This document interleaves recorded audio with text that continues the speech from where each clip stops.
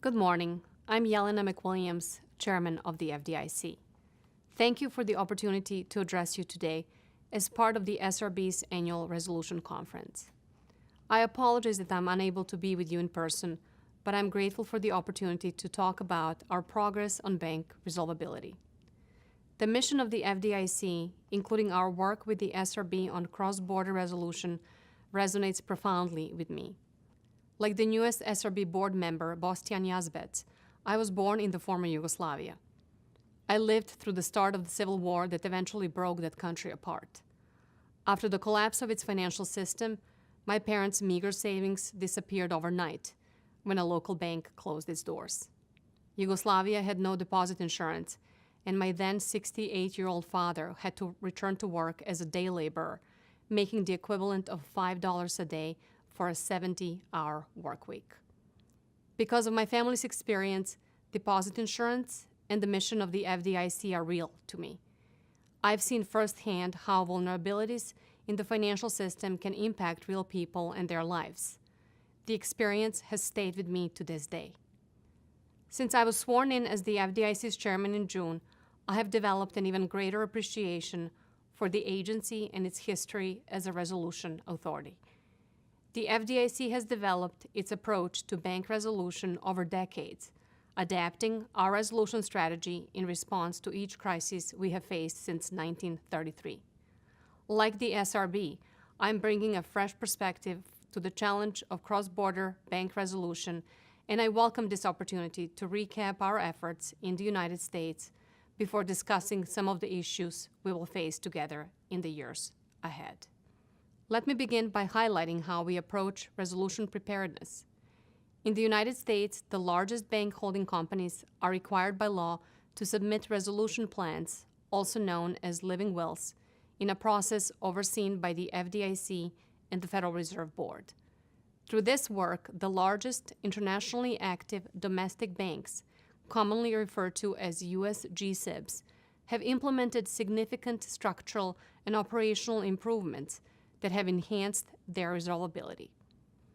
U.S. agencies also have worked to develop strategies that would facilitate the resolution of failing financial institutions in an orderly fashion. A primary goal is for losses to be absorbed by the shareholders and unsecured creditors of the holding company, thus avoiding the taxpayer bailouts and instability we faced in the most recent financial crises. Significant work has been done, but no U.S. G-SIB has had to put their plan into action, fortunately. Our work to address obstacles and strengthen the resolvability of these institutions continues. One of my key initiatives since I became chairman of the FDIC is to look for ways to improve transparency at the agency, including surrounding the resolution process. We began in June by soliciting feedback from the public on our joint proposed guidance with the Federal Reserve, as well as on resolution planning more generally. Our joint proposed guidance for the next round of U.S. G-SIB resolution plans addresses the agency's expectations regarding a number of key issues. These include capital, liquidity, governance mechanisms, derivatives and trading activities, and other areas of concern. Asking the public to weigh in and review our assumptions will provide us with valuable input. We also believe that more transparency will serve as a stabilizing force in times of stress. Actions by firms and authorities should be predictable so that even under the most challenging circumstances, markets will still function. Given the cross-border activities of our G-SIBs, resolution preparedness requires international coordination based on strong working relationships. Bank resolution becomes more challenging when institutions are larger, more complex, and more globally interconnected. The FDIC, SRB, and other authorities have established a solid foundation in this regard. Since the SRB's inception in 2016, our two agencies have worked closely at the principal and senior staff levels on cooperation and resolution planning for G-SIBs with assets and operations in the United States and the banking union. We have formed crisis management groups that have brought together firms and home and host authorities to discuss resolution planning. We have developed information sharing arrangements to support this work and we have engaged in a number of international operational exercises to test and improve our readiness. This is a strong foundation that should allow us to address challenges together.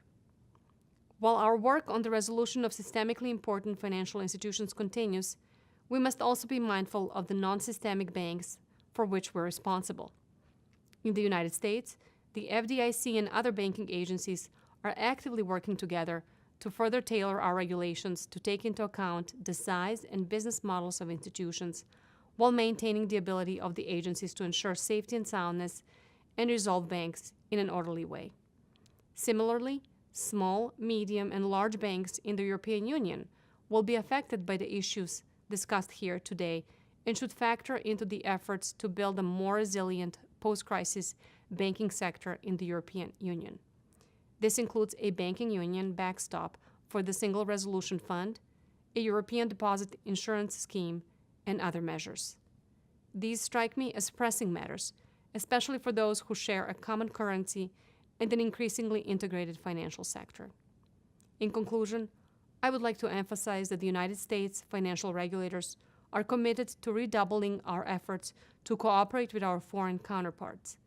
The work we do together gives us all more confidence in the resolution process. The FDIC places enormous value on these relationships, and I look forward to continuing this work in the years ahead. Thank you, and I wish you a productive conference.